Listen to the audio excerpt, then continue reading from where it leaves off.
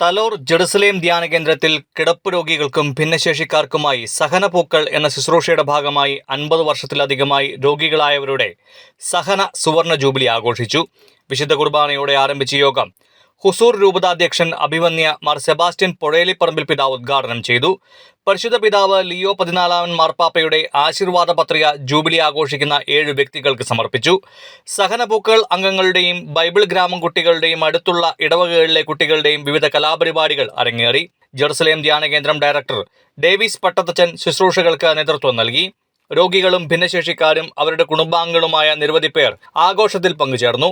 പങ്കെടുത്ത എല്ലാവർക്കും സമ്മാനങ്ങൾ വിതരണം ചെയ്തു. എല്ലാവരും വളരെ സന്തോഷത്തോടെയാണ് ഈ ദിനം ഏറ്റുവാങ്ങിയത്.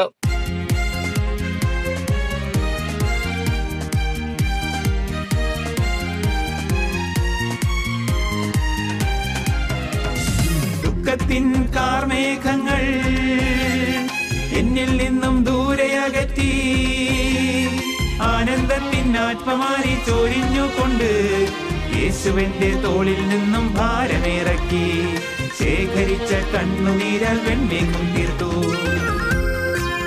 പരീക്ഷണങ്ങൾ നീ വിജയിച്ചു, പ്രലോഭനങ്ങൾ അതിജീവിച്ചു.